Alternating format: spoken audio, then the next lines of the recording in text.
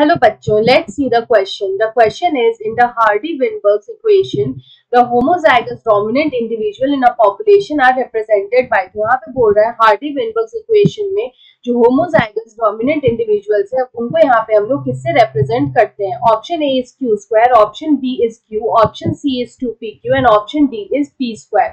तो यहाँ पे अगर हम लोग Hardy-Weinberg प्रिंसिपल की बात करें तो यहाँ पे जो हार्डी-वेनबर्ग प्रिंसिपल है ये यहाँ पे क्या स्टेट करता है वो हम लोग देखते हैं। तो यहाँ पे अगर हम लोग बात करें हार्डी-वेनबर्ग प्रिंसिपल की, तो दिस प्रिंसिपल स्टेट्स दैट जो एलील फ्रीक्वेंसीज होती है, we see that the allele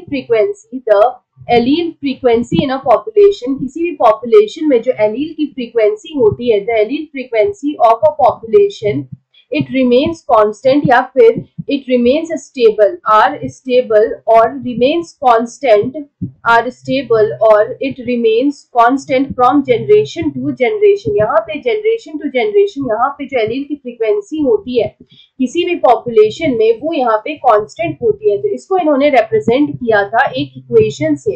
he represented his principle with the equation, और यहाँ पे जो इन्होंने इक्वेशन दिया था वो था p square plus q square plus 2pq equals to 1। तो यहाँ पे ये इक्वेशन जो है इट ऑलवेज रिमेन्स कांस्टेंट। अगर हम लोग यहाँ पे बात करें कि यहाँ पे जो p स्क्वायर है वो यहाँ पे क्या रिप्रेजेंट करता है, तो if we talk about p square, तो p स्क्वायर जो यहाँ पे रिप्रेजेंट करता है वो है frequency of, it represents frequency of dominant individual. यहाँ पे ये जो डोमिनेंट इंडिविजुअल है उनकी फ्रीक्वेंसी को यहाँ पे ये रिप्रेजेंट करता है।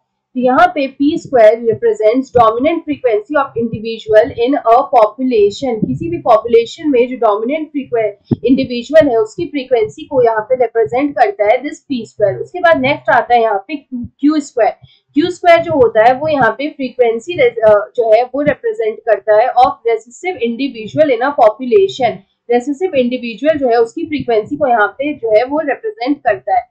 देन कम्स 2pq, यहाँ पे जो 2pq है ये करता है frequency, it represents frequency of heterozygous individuals in a population. तो इस तरह से यहाँ पे जो p स्क्वायर है, q स्क्वायर और जो 2pq है वो यहाँ पे रिप्रेजेंट करते हैं। तो यहाँ पे अगर हम इस क्वेश्चन का करेक्ट आंसर देखें तो हमसे होमोजाइगस डोमिनेंट इंडिविजुअल्स का पूछा था, तो उसका करेक्ट आंसर होगा p square. So option D में हमें दे रखा है p square, so option D is the right answer. I hope you understand it well. Best of luck.